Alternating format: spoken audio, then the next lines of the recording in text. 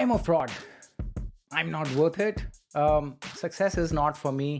Whatever I've done, I accomplished this. It was just a fluke. It was by mistake. It was just my day. Timing was good. If these are the things that go in your mind when you accomplish something and something good has happened into your life, then don't worry, you're not the one. You're not the only one. A lot of people feel this way. In fact, majority of the people. I would go on to say that all of us, every human being on this planet, feels so. And it is natural to feel so. Some people feel it a lot more, some people feel it less. The frequency can differ, but we all feel doubts in our capabilities and abilities and achievements. But this video is really about really this understanding that when this voice comes in your mind, what you got to do. In 1978, Dr. Pauline Clance and Dr. Suzanne Ennis discovered that high-achieving women don't feel great about themselves and their achievements. And therefore, this term, imposter syndrome, came out. It sounds fancy, especially with the word syndrome, but it's really a technical way of saying phenomenon. So don't worry that it's some really sort of deep down issue. It's just an imposter phenomenon, and you can deal with it. Personally, in my life, I've had different careers, and that's bound to happen because I'm always learning at the new curve of life.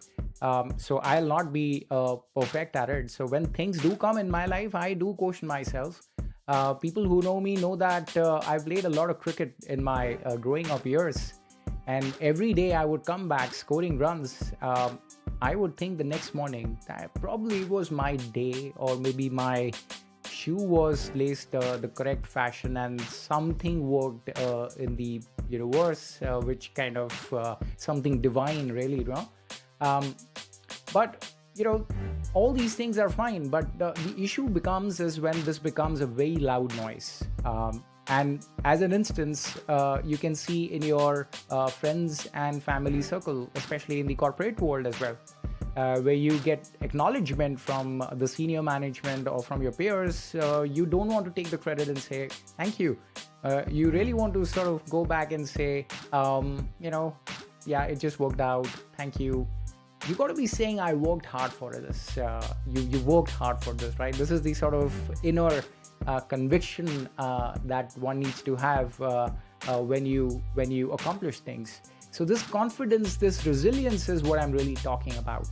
And it happens to all of us. Even people like Albert Einstein, in their letter which he wrote to his friend Morris in 1952, he mentioned the words involuntary swindler. That really means what he meant in that letter is that he was telling to his friend, his dear friend, that whatever he's achieved in his life at that point of time, for example, theory of relativity, which was there, it's people are taking it in a different way. He's probably deceiving people. So and he died in 1955, if I'm right. So it happens to everyone, even genius. Human beings are bound to self-doubt. But the question is, if you feel that way constantly, what should you do? Do you feel that when you have accomplished something, you're not worth it? The other indicator is that if anyone pats your back and say, hey, great work, you don't feel that inside. You feel like, oh, okay. Maybe a fluke, or you just say politely thank you. Those are the scenarios that you want to sort of look at and watch very closely. And I will give you a few ways and tricks that I use myself and that I've worked, and it's backed by science, and I'm sharing here. So number one is that saying that, yes, I feel self-doubt. I think that voice plays in the mind. There's no problem saying, yes, I do feel that. And you want to say that thing loudly in your mind. Even if you're alone, just say, I think I self-doubt myself. It takes the power away from that particular feeling, that particular emotion. And the second thing is reframing it, reverse psychology.